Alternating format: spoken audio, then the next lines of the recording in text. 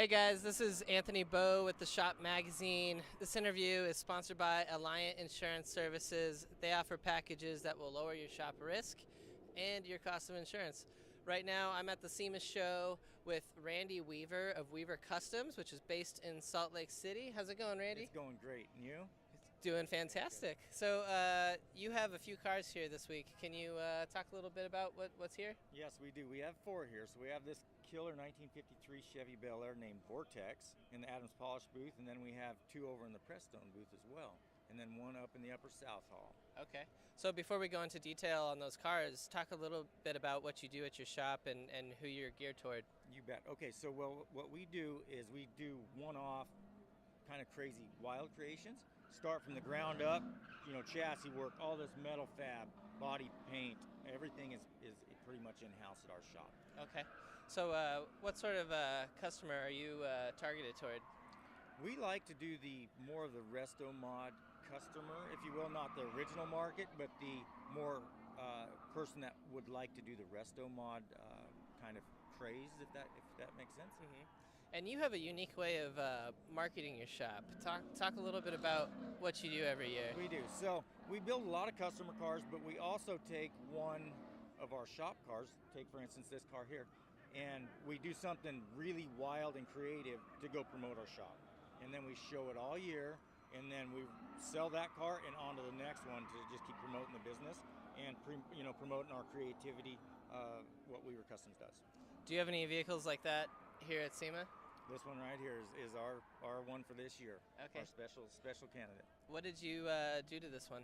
This one started as an all-stock 53 Bel Air, and it is an all-metal car. So if you look at this, like the Mohawk up through the trunk, through the roof, down through the hood, is all in metal. It's been shopped, wide-bodied, wedge section, belly panned underneath with crazy cool fasteners. This cool diffuser, everything is all steel on this car. But it is a wild one-off creation. Okay, and we also have a custom Chevy here behind us that you did. Can you talk a little bit about this one? This green one is a 1962 Biscayne. It's on air. It's two-door post car, LS powered. Okay. But again, not as crazy as this gray car here. Just kind of your normal resto mod car. Okay. And how long have you been operating your shop? We've been doing it 20 years now. 20 years. Yeah. So we all know this industry is not easy, and running a small business is not easy. How have you been able to make it 20 years? Work ethic, work hard. You see a lot of shops open up and they don't last long. And we've really strived to work really hard. My wife and I, she's obviously the brains behind the deal, and I just make the cool car. Cool.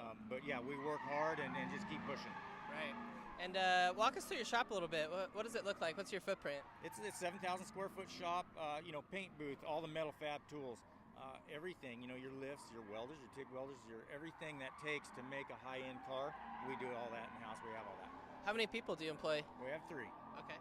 Yep. What's the secret to keeping a good tech? Again, work hard. Right. That's probably number one. Right. And just stay straightforward to your plan, and it'll work. Yeah. It'll work.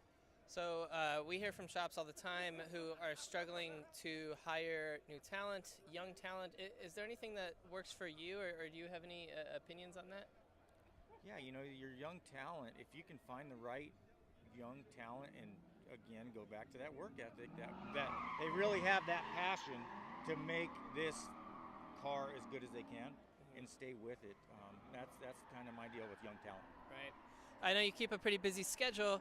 What are some places people can meet you throughout the year? Oh, Detroit, we travel coast to coast. So this car will go to actually Scottsdale next, good guys, and then we start in Detroit with it next year, end of February, and then we travel coast to coast from California to New York. Okay. So you can pretty much find us anywhere there's a car show. Right. So. Okay. We also talked about how once you have built a car and you've done everything you need to do with it, you go to Barrett-Jackson. We do.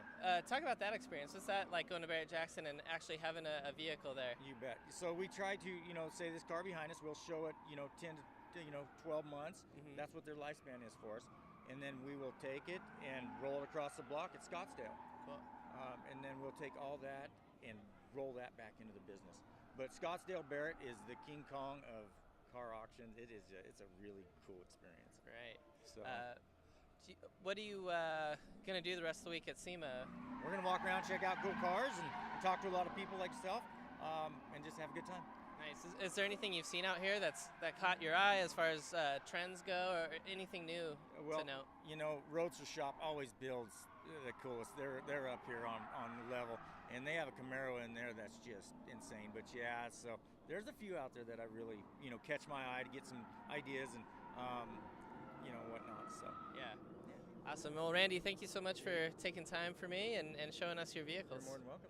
Awesome. Thanks.